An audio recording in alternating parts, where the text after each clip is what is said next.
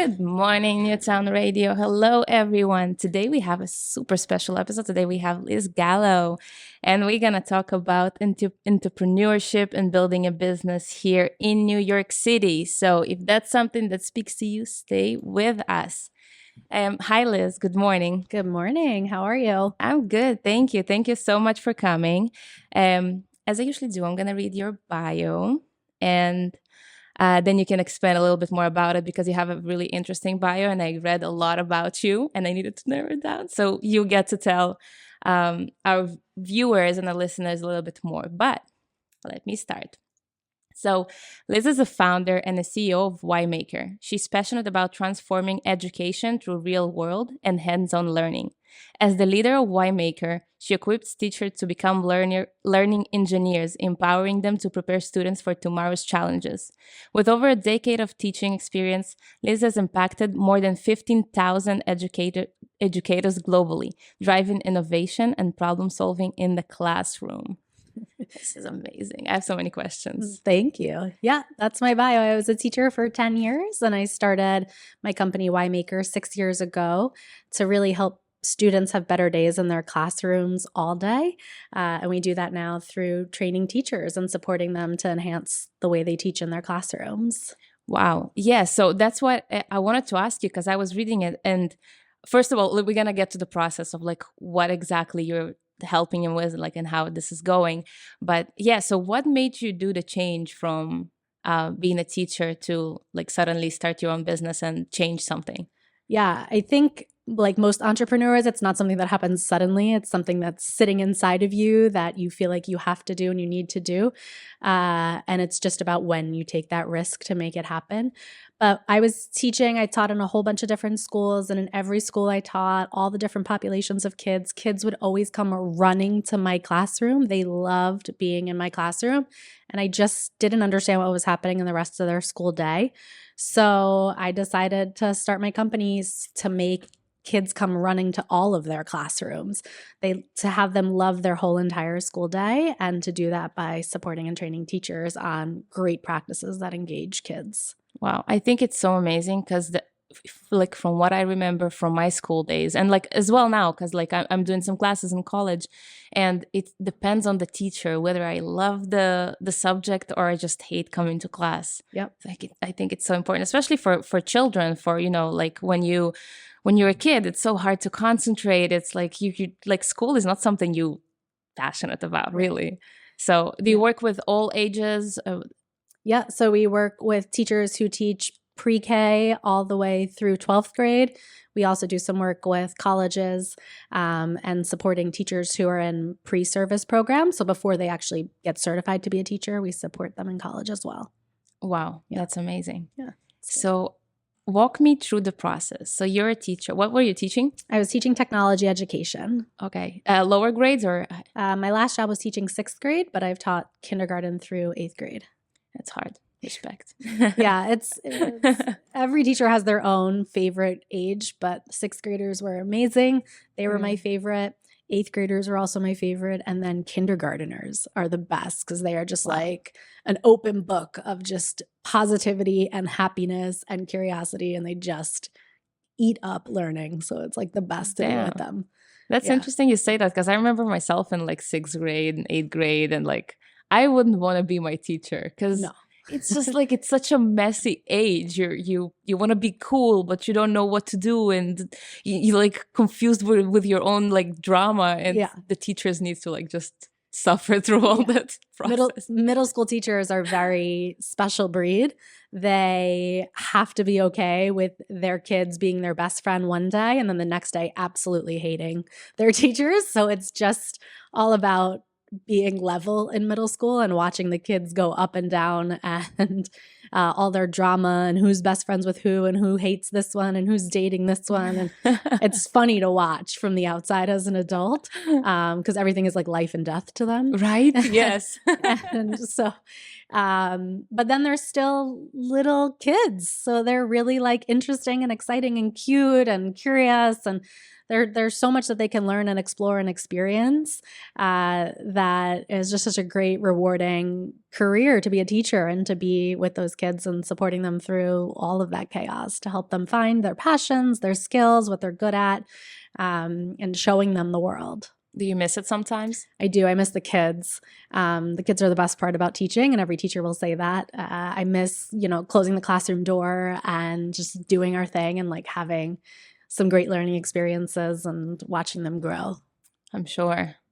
Wow. So back to my original question. I get lost. I do that sometimes. Okay. But the original question, how did you do the transition from like deciding, well, you said it's not like a one-day decision, right? It was something that was building up. And what was the process of just deciding, okay, this is my stable job, my secure job that I'm going to just now quit and move to something that I do on my own? Or was it like that you were still teaching, but then you started building that? How was that? Yeah, so I was still teaching while I was putting together all the ideas. And I, did a lot of work around the city and finding other business groups and entrepreneurs to talk about what it means to be an entrepreneur, how to get started. So I, spent time just learning about what it takes to start a business while I was still teaching. And then I made the decision to stop teaching and try out this entrepreneur thing, with always in the back of my mind knowing, I have a certification, I have qualifications, I have experience. I can go back to teaching if this business doesn't work out. I also, I don't talk about this much, but in my first year, I signed up to be a substitute teacher to have like additional income and have like a more flexible schedule while I was starting this business. And that worked for a year, and that was great. And, I told, my dad, who's probably listening, I told him that if he thinks the business isn't working out, just slide the application for Whole Foods under my door and I'll take a hint. And it's been 6 years and he hasn't done that yet. So, oh, amazing. Yeah. Great job, Dad. Yeah. So that's been good. So yeah, and then the summer after I stopped teaching, I got hired to do a week-long professional development with a charter school in Maryland. So I went down to Maryland for a week and taught an amazing group of teachers, and we did all sorts of activities and really helped them build lessons for their school year and build out like their clubs for their like after-school programs. And after that, I was like, yes, this is amazing. This is what I want to do. It was so rewarding. I was thinking last night about how those teachers gave me like thank you cards and they like gave me a gift, and it was just the sweetest thing. And I, now believe that like those students that they still teach are impacted by what we did together. So that's amazing. Yeah. How long does it usually take? Like if you take on a new, I don't know how to call it, like it's not a project, right? It's like a new school, let's say. How long does it usually take that you? Yeah. So every school is different. We know that at a minimum, we need 6 days with teachers to change their practice. But at best, really great embedded professional learning takes 2 to 3 years. Because you're not going to learn something and change it immediately. This is hard work that teachers are doing to change instructional practices and student behaviors. So it takes a while, and it gets harder before it gets better. So we really need to be there to support teachers and coach them through those changes. And do you have any like specific examples that you can give to like what exactly you're working on when you say teaching methods and approaches and all that? It's a range. So we'll help teachers and schools develop project-based learning experiences for students, which is, having kids identify a problem typically in their community and then having them work towards developing a solution and then presenting that solution to the people that are affected by that problem. And it's like big problems and then little problems as well. We have a teacher who worked with her students in a rural community upstate New York, and they created banners for veterans that hang on the light posts, and they interviewed veterans that typically have not been recognized before. wrote up a little story about them, took a picture of them, physically made these vinyl banners at their school, and went with the town department of highway or whatever, and hung up the banners in town. So kids learned about veterans, they learned about their history, learned about the war, they learned about, designing this sign, they learned about printing the sign, they practiced empathy by interviewing those veterans, and they learned about careers in their local town, in their government that do work, like, drive cherry pickers and fix the light bulbs on the street and, keep the streets clean. Like, it was a really rewarding project. So we work with teachers on like big projects like that. And then we also help teachers with simpler things like great questioning strategies. How do you ask good questions? How do you write a great lesson plan? How do you assess students so you know what they're doing? We also do a lot of work in climate education, so supporting teachers to teach their students about things like the New York State Climate Act, the offshore wind turbines that they're building off the coast, the whole eastern seaboard. We do a lot of work with teaching teachers how to use robotics and electronics and computer science in their class. So really anything teachers are doing, we can support their development in that. That's awesome. So you're saying we, and I want to go back to the beginning. So did you start it completely by yourself, or did you have any help, and like how big the team now, and just walk me through the process? Yeah, so I started it by myself, so solo founder, and we now are a team of 10 with about 20 to 30 contractors who come on and off for projects based on, what we have going on, based on like expertise. Wow. So I started by myself, completely like bootstrapped, haven't taken any investment or any funding from anybody. So yeah. Wow. Yeah. Wow, that's amazing. That's so hard. Yeah, that's so hard. Holding a business by yourself. I can relate because I'm also a business owner, and I do everything by myself. And it's the little tasks that nobody even thinks about that you do. When they see like a CEO, of a company, they don't think about like the little task, sending an email here and answering here and preparing the taxes and talking to this. And it's so many little things that I'm so glad that you don't need to do everything by yourself now, because it's a lot of work. It's a lot of work. And then managing a whole bunch of other people is a lot of work too. Yeah. So talk a little bit about that. Like when did you realize and why that you need to hire more people, and how did that go for you? Yeah. So one of your original questions was, what is the hardest part of this?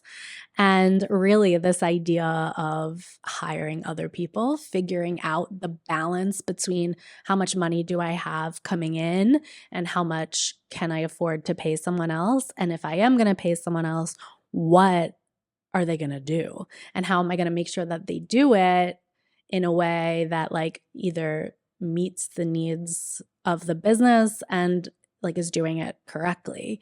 So that is the hardest part, and continues to be the hardest part. Like I don't think it gets easier. But it's really difficult. And then it's about letting go and trusting them to do the work. So it's, setting up like, what does done look like for whatever I'm asking you to do, and then letting them do it the way that they think is best. And over time, what I've learned is that, interviewing people and listening to their experiences is the most powerful thing that you can do to hire the right people. And I'm really big about trusting my gut, like who's a right fit and who's not. And when I'm interviewing people, I look for transferable skills that they've had in a previous position that are similar to what we're expecting them to do here.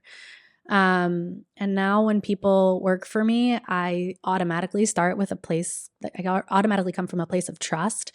So I've learned over my many years in business and personal life that most people are good people, and people want to work and want to do good.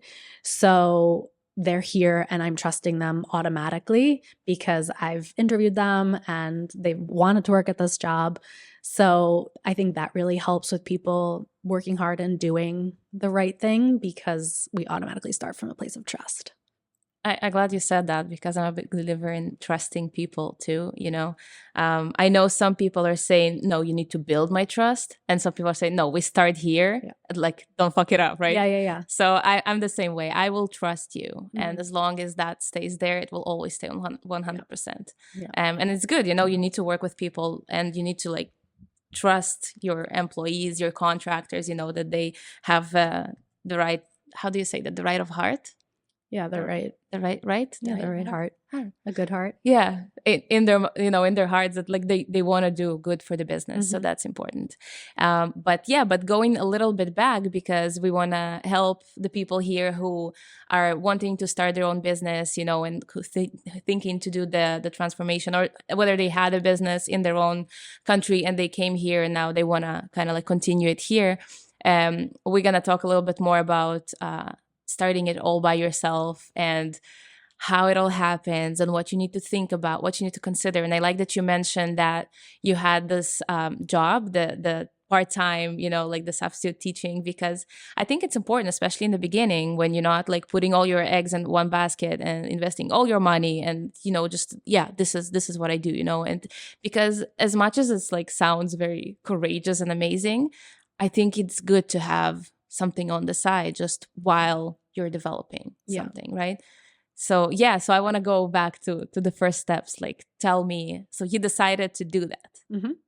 What did you start with? How did it go? So the first thing I did, technically, is I started an LLC. So I registered my business with the state. And to me, that makes having a business official. So there are many different types of benefits of having a LLC. It personally separates you from your business and any sort of like lawsuits or debts. And you control the finances of how money moves. And as an LLC, you pay taxes as an individual, not as a corporation. So there are benefits of having a business. There are many different business structures that exist that you could start, but there are lots of accountants and financial people that can help you figure out what's right for you. I'm definitely not one of them, but there are lots of resources out there that can help you. Yeah, because I know you need to like do a publication, right? With the LLC. Yeah, to announce that the business is official. Yeah. Yeah, and you can hire something called a registered agent, which will do all that work for you. It's a little expensive, but it's okay. I'm a big believer in doing things right from the start. So, as I remember when I was doing it, I didn't know anything about it. I knew that I needed to start a business, but I had no clue how to do that. So it was easier for me to just pay somebody to do all this paperwork right, rather than to make mistakes and then get myself, especially like work, like when you get in trouble with the IRS, you don't want that, like it's just better to do it all the right way. And the other thing that always trips me up and still does is the timing. You have to do things in a certain amount of time. And for some reason, I like forget that time, the deadline comes and I'm like, I didn't do it. And then you got to start all over again. So it is easier to just pay a registered agent in New York and a couple other states to get that done.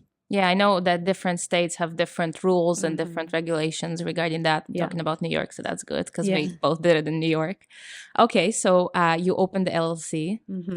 Then you get a federal tax ID number. So that's like a social security number for your business. And then that helps you go forward and open a bank account.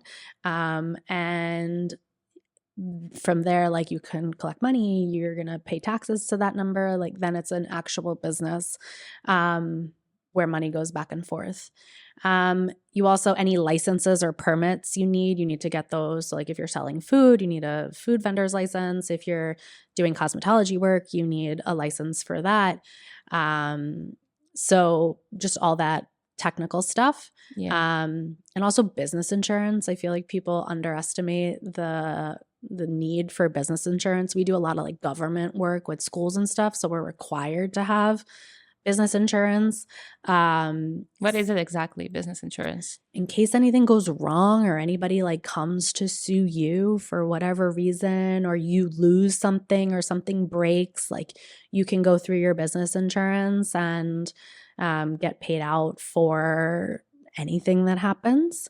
So like we have general liability insurance. So if anything goes wrong, they won't, my business insurance will cover it. And if we lose a piece of equipment or break a piece of equipment, we just had a huge package go missing in the mail. And we're like working through the post office to try to get either reimbursed for that or find the package. Finding the package would be the best solution, but the post office is not, not doing it. So, if things don't go correctly with the post office, we're going to have to go to our business insurance and like claim a loss. And then hope that they reimburse us for all the product that was in that package that's now missing.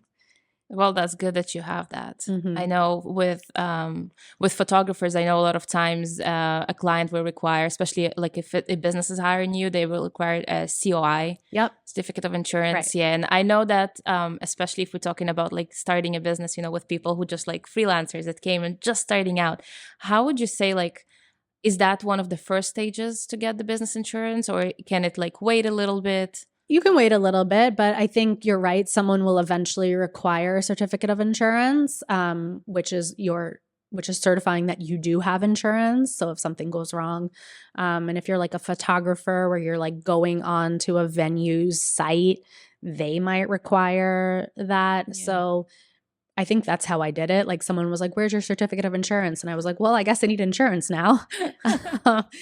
So that's how it started. But yeah, I think that's how it works with when you're starting your own business. I learned a lot from my mistakes, from things that went wrong, and then I was like, oh, I guess that's how I need to do it. Yeah. I remember writing my own photography agreement, and now we have AI and all that, but back then, like, I just needed to like go to the books and write and take examples.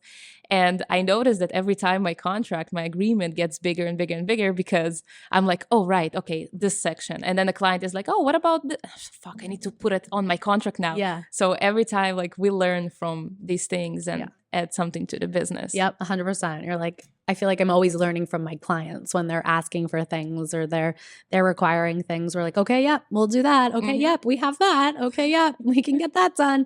And it's a constantly evolving process. So talking about clients, do you remember your first client?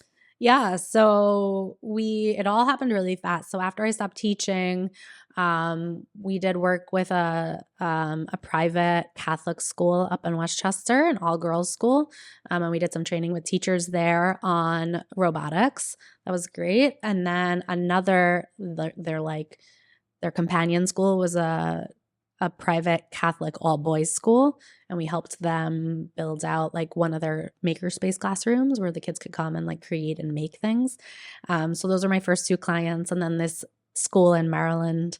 And then, another really like big memorable client for me was a public school in upstate New York, and they just, requested like multiple days of professional learning over the course of the year, and coaching involved in it, and really supporting educators. And that was a really impactful, powerful. How did you get the clients? A lot of word of mouth. So through a friend, connected me with the two schools in Westchester, and then going to a lot of conferences and events and networking and meeting people and explaining, what the value is that I can add to your organization and how I can support you. And that's still how we get the best business now, is just networking, word of mouth, meeting people. Good. So I guess like also part of what goes into starting a business is building a website, starting social media, especially nowadays, right? Business cards, all these things, professional email, SEO. I built our website myself, our original website. And now 6 years later, we're on our third iteration of that website with like a different platform. And I'm very happy with our new website. But websites are very time consuming and never ending tasks of things to edit and fix and update.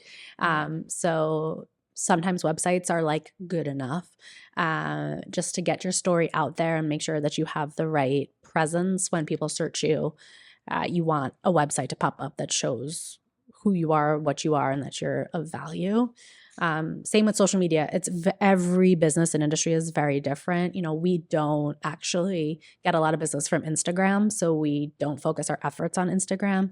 We get a lot of business from LinkedIn, so we Makes sense with the industry. Yeah, we spend a lot of time on LinkedIn. We used to get a lot from Twitter when Twitter was Twitter.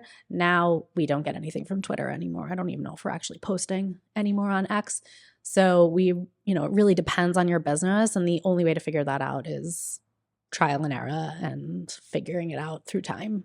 I think it's important to understand the type of your business and where your clients are. Mm-hmm. With artists that I know most of you are, with artists, Instagram works amazing. Some of you, if like you're a political artist or you're like social artist, Twitter can be good. But yeah, definitely like if you're a restaurant, I wouldn't recommend you to go on LinkedIn because that doesn't make any sense. But, for educators, that makes more sense. So definitely understanding your platform is very important. Yeah.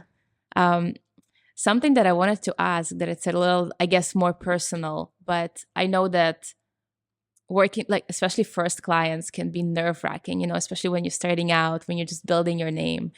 Do you remember the feeling of working with your first client and what you felt and how you got over, the jitters if you had? No, they don't. The jitters don't go away. It's the craziest thing. Like earlier this week, I presented virtually these 2 workshop sessions for this big project that we're doing in New York State that's funded by the state education department. And now I don't even realize that I'm nervous until after I've done it. And I'm like, wow, I didn't realize how nervous I was and how much that was like showing up in my body. I was so tense. I was so anxious. I don't even realize until it's over now. Well, it's good that you realize it after, yeah, not like in the... Yeah.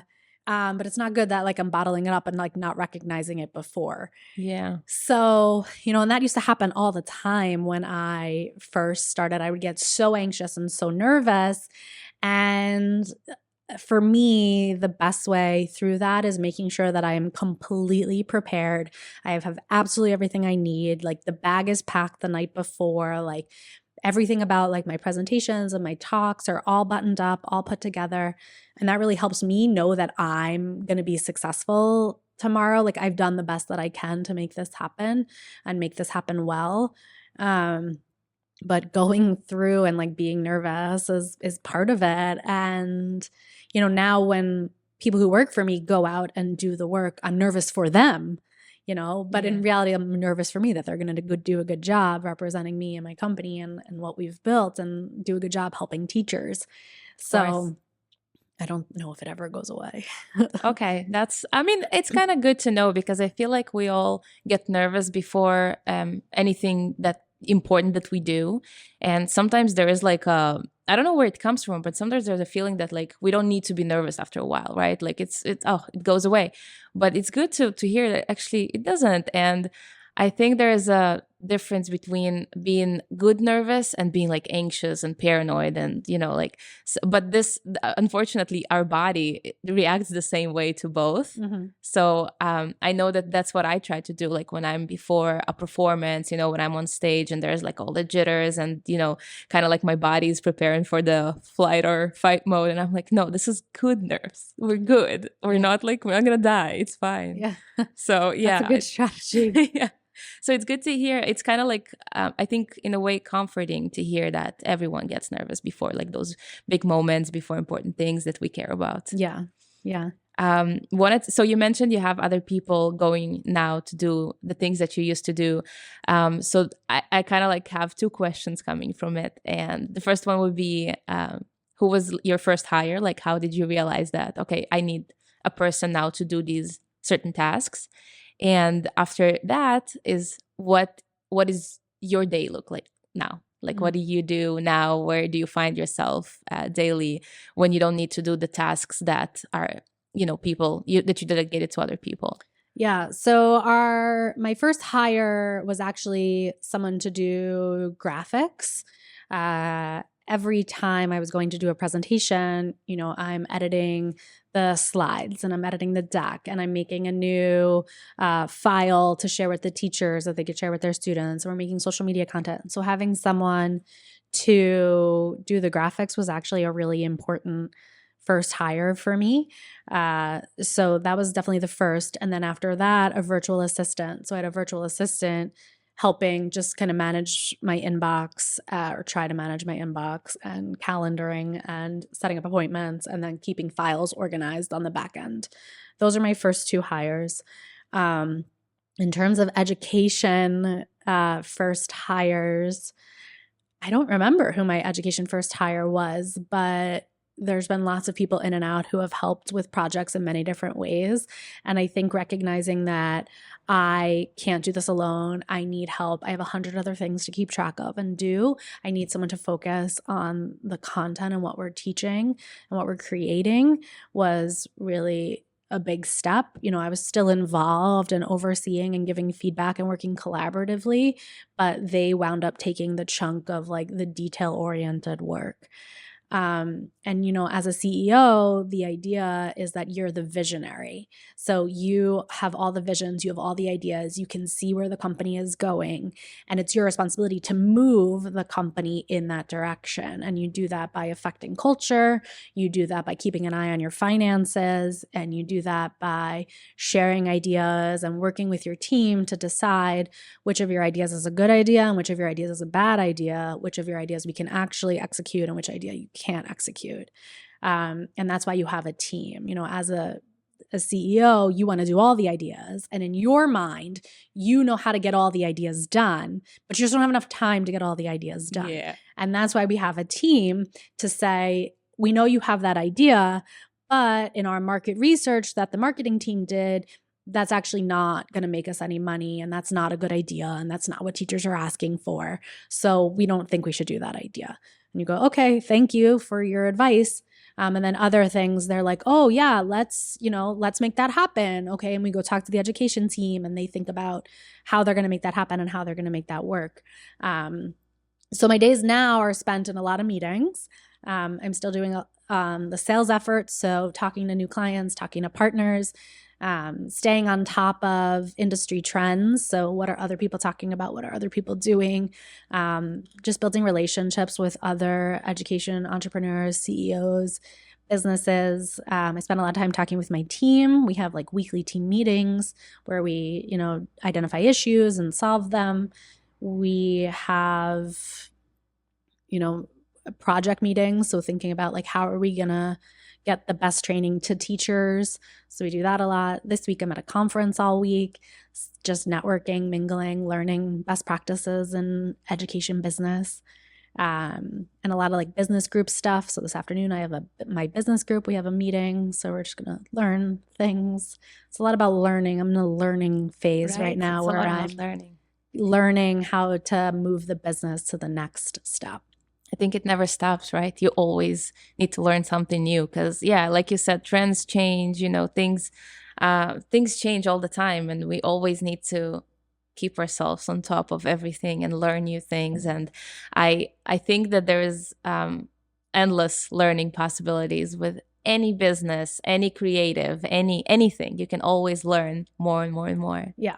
Do you have any recommendations for any books or resources that helped you with being a business owner, entrepreneur? Yeah, so I think we're lucky to be in New York City because there is so many amazing resources available. There's so many resources that it's almost like a competing list of resources available to help and to support small businesses, especially minority and women-owned businesses. Something I didn't mention, after I started my business, about a year after we were functioning, I applied for my minority women-owned business status in New York State. And in New York City, it's similar but different applications. And now about 85% of our revenue comes from being a certified women-owned business. Wow. So it has been a huge asset to my growth. It's free to get that status. And every industry is different. Some industries, it works out. We do a lot of government work. So they have a lot of set-aside money for MWBEs. So we benefit from that.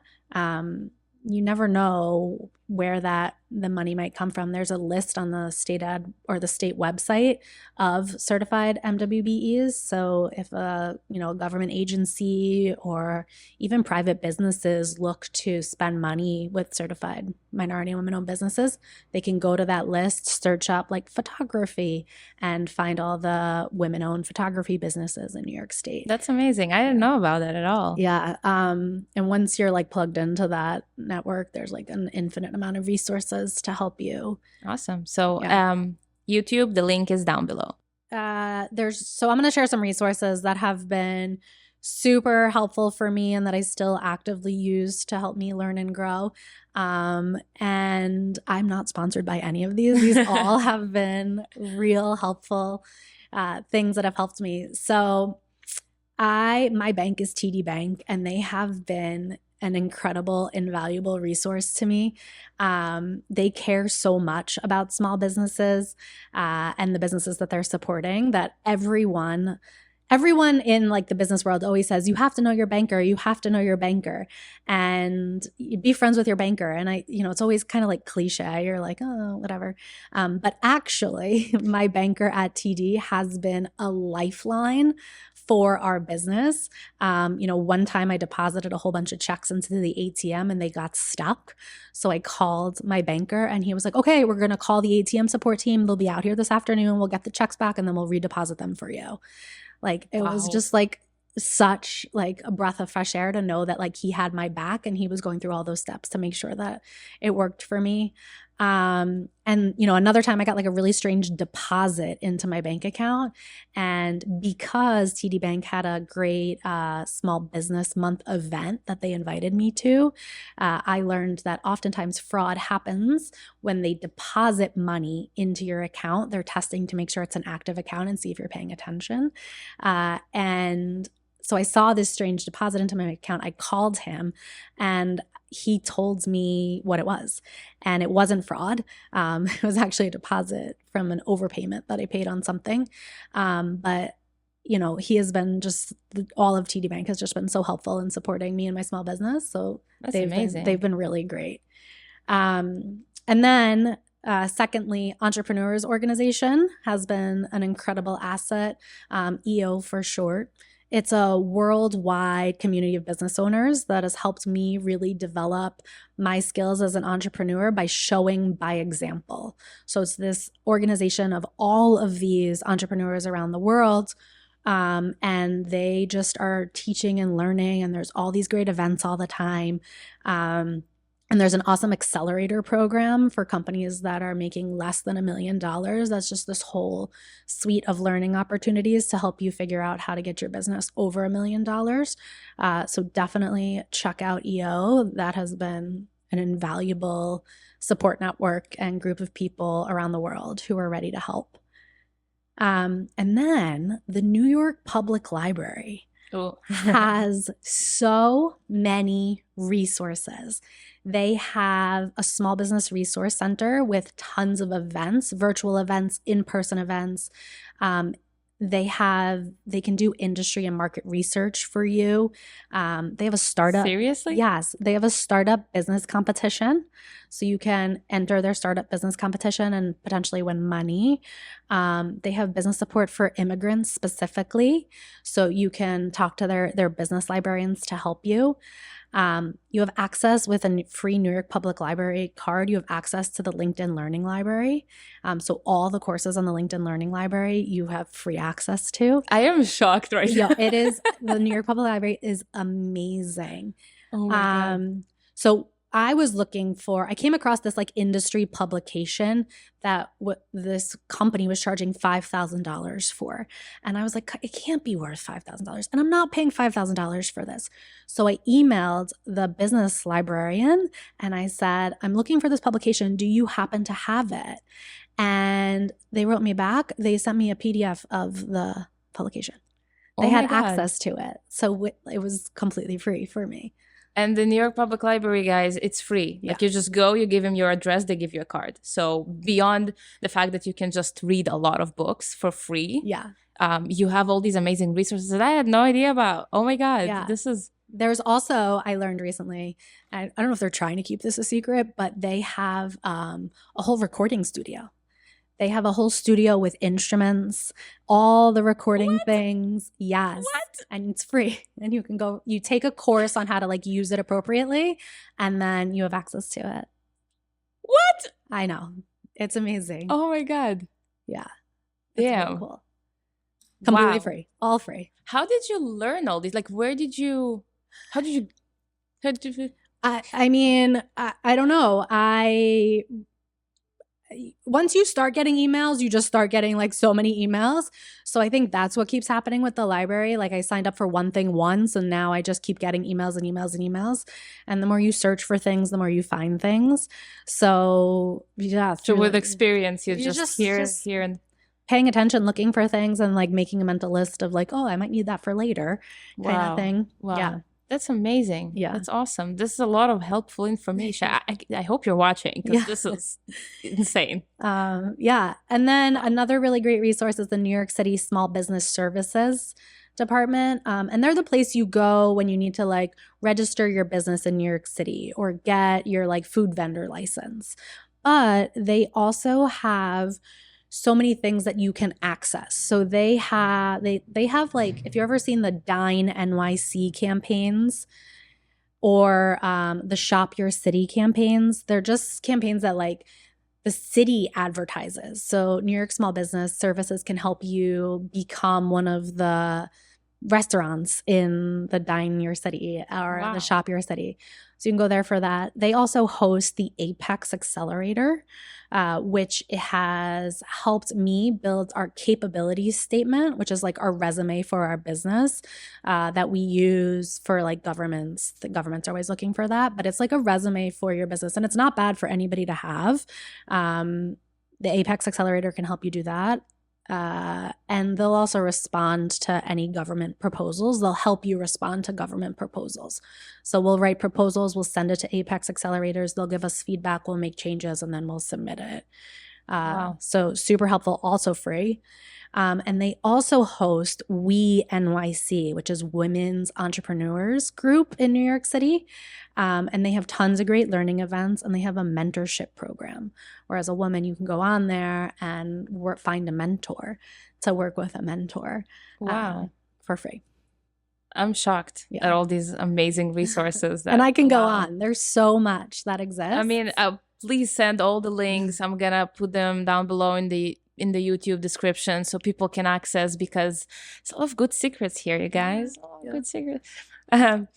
What I wanted to ask you before we continue with the resources is, because you were talking about sales and, learning to expand your business and how to grow it. Would you say that sales and the knowledge of how to sell is an important factor in being an entrepreneur, or is it something that you can delegate for somebody else? Oh, gosh. So I was a teacher. I never had to sell anything. Like the kids showed up in my classroom, I wasn't selling anything. So sales was a really scary thing for me for a long time. I did hire a lovely sales consultant to teach me how to sell. And, she was so helpful. And she basically taught me this like structure of like how typical sales happen. And that was really helpful. How you have like this, what they call discovery call, where you learn all about the client and like discover their needs. And then you build out a proposal and like, what should the proposal have in it? And then, some just tips on like how to get people to close a sale and like how to move them, and simple things like you're on a call with someone, you don't really come to like a resolution and they want to have like a follow-up call. So on that call, you say, okay, well, I'd love for us to talk again in a week. What time next Thursday do you have to talk? So you schedule the follow-up call on the call. Mm-hmm. So lots of those little tips. And then once you realize that there's just a basic formula for selling, it's really just about you and selling you. And what I learned yesterday and what I plan on doing later this week is that your value proposition is actually really important. So what value are we bringing to the target client, and who is our target client? How can we get very specific about who our target client is so that we can find them and so that we can tell them how we can help them? Mhm. There are 13,000 school districts in America, which is a lot. And as much as I want to work with every single school district, I know that's not possible. So I have to think about, how do we narrow down our school, all those schools, into the ones that we can work with?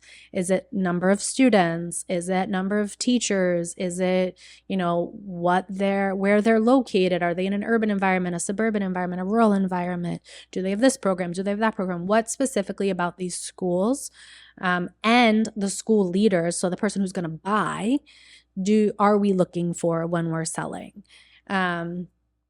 I think now in our business, there's still a portion where we're selling custom solutions, and that makes it really difficult to sell because there's like an education component of that, where a salesperson who hasn't been a teacher can explain the education component, but the teacher can't sell like a salesperson can. So there has to be some sort of mix and combination of a traditional salesperson and an education person. And we just haven't found that mix yet. And I think that's why the CEO entrepreneur is so great at selling, because they are the mix of sales and education or content or whatever they're doing. So it's tricky. It is tricky. And I know that sales are uncomfortable for many people, especially, well, I know it for myself because I'm an artist, especially creatives, artists. I find it being very different from, salespeople and business people. And sometimes there is a struggle of like, me personally, like I'm not in sales. I have no idea how to sell.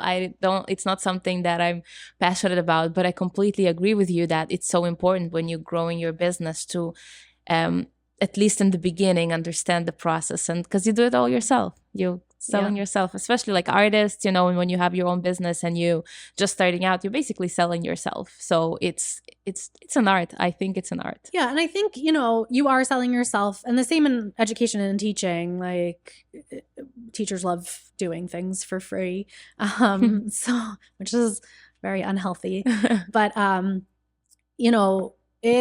and teaching is a creative process, and there's not one right answer here.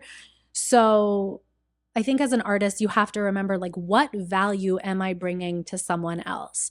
And, whether you're playing music or you're designing physical paint pieces, you are bringing value to someone else. You're enhancing their mood, you're beautifying their space, you're making meaning of their internal thoughts. And as soon as you can recognize what value you're bringing to someone else, and then express that in a way that resonates with them, I think that's what really helps sales go forward for artists. For sure. You think about how I can help them rather than me, my business. Right.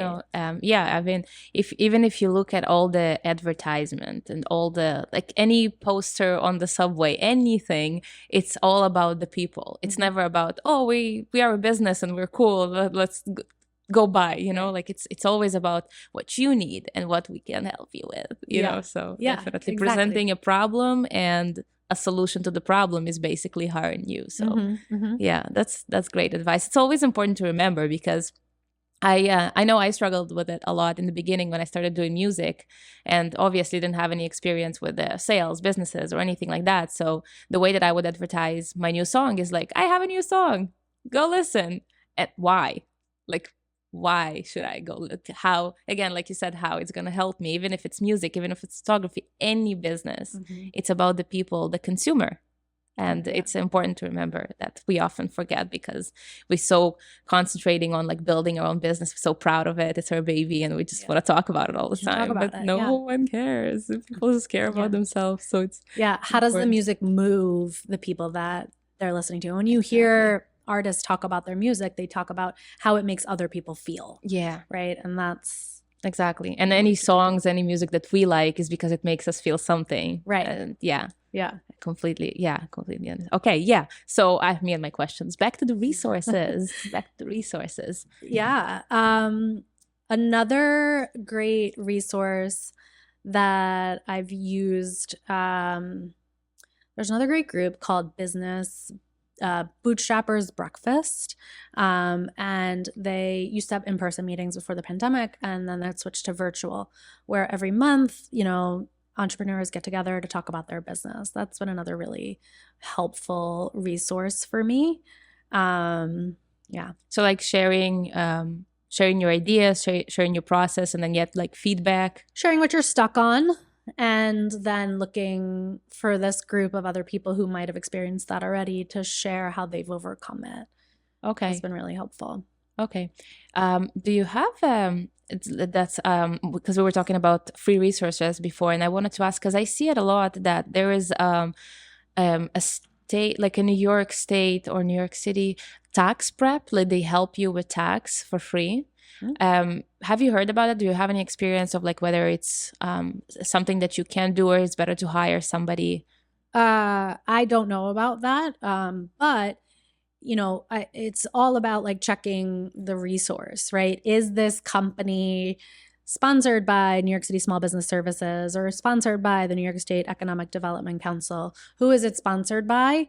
Or is it a private business that's giving you free tax help, but not actually doing your taxes? And then being like, okay, well, we can finish that for you, but it's going to cost you. So it's just about checking who's funding that, and why they're offering it for free. Okay. Yeah. Yeah. Because I heard about it, but I never had an opportunity to check, because I can imagine to myself that like they have a lot of people, they're working a lot of people. I feel like it's less personal, and sometimes when you have your own accountant who knows exactly what your business is going through, and I think having a good accountant is a lifesaver. Like you said, having a banker that's that you can count on, because I had a lot of issues with accountants. I finally found one that I can trust. But yeah, having an accountant that it's unattentive to you or you need to chase, because I had it all. Like I went through them all, they're not answering emails. They're skipping on the things that I already paid. And then they, I need to like be like, oh wait, but didn't I? Oh, right. And then, and I'm paying them to do exactly that. Right. So I think finding a good accountant is like one of the. And I think what a lot of new entrepreneurs get confused about is that a bookkeeper and an accountant and like a CFO or chief financial officer are three different people, where a bookkeeper is helping you with day-to-day, keeping track of money you're spending and money you're taking in, and making sure that's all organized. The accountant is specifically helping with taxes. How do you pay your taxes? And how do you do that legally and make sure that you're meeting all the requirements? And then a CFO or a chief financial officer is someone who's really thinking about strategy. Okay, we have all this money. We're going to spend it like this, or that's a bad use of our money, or we need to make more money. Usually we need more money. That's usually what they're saying. I mean, so they're three different jobs. And I think oftentimes they get confused into one. Like, I just need an accountant. Well, do you need strategy about how to manage your money? Do you need day-to-day help of how to manage the money that's coming in and out? Or do you need help with taxes? So just be mindful of that.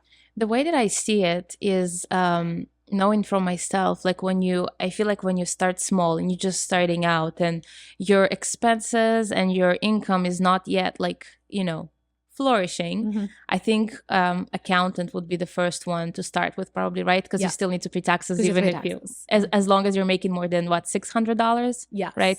A month, a year, $600 a year, I think. A year. Yeah, if you make more than $600 a year, you already need to start paying taxes, which is. It's not the same in every country. So especially if you're coming from a different country, you need to know like how it works specifically here. But yeah, so you hire an accountant, you do that. But then when, like you said, when when you have a lot of money coming in, you have a lot of money coming out, especially if you're paying people as well and you're hiring people and you have this bookkeeping service, because it's very hard to keep track. I mean, there's QuickBooks and there's like other things, but even QuickBooks, you need to like be on top of that and like make sure you writing everything down. So that's it helps to have a bookkeeper. And then when you're like when you're like really, and you have somebody who's really strategizing to like how we do more, like how we make more. So is that pretty much the latter? Or that makes tons of sense. Okay, cool. Yeah. So Yeah, so I think an accountant is very important, and I think word of mouth is like hire your accountant through word of mouth, because Mhm. if you're just finding somebody online, it's that can get a little complicated. So make sure they have good reviews and they have they have good, because otherwise can get you in trouble. Yeah. Yeah. So we are close to finishing, and I want to make sure that you shared all the resources, and if you have any advice for people who are about to start their business, anything that can motivate them, inspire them, or just give them this little push to do it. Yeah. If you have anything to share. In my experience, it being where I am now is the most comfortable that I've ever been in a career in my life. I had 4 different teaching jobs in 4 different schools before I started this company. So this is the longest that I've ever worked at a job, which is crazy to think about.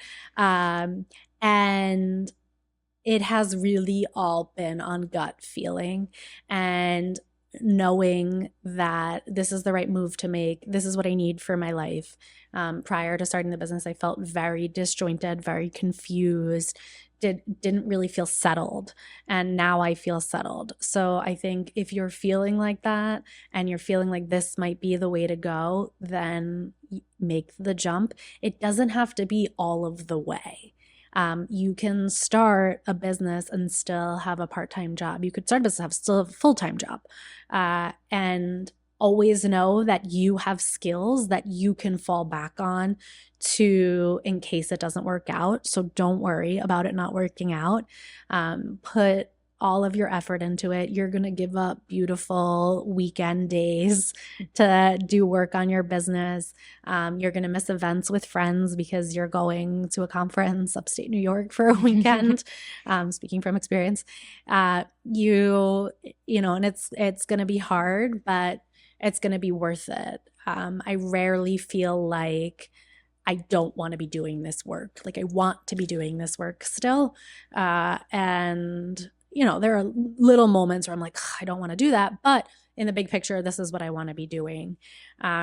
So trust your gut, look for resources. They are available.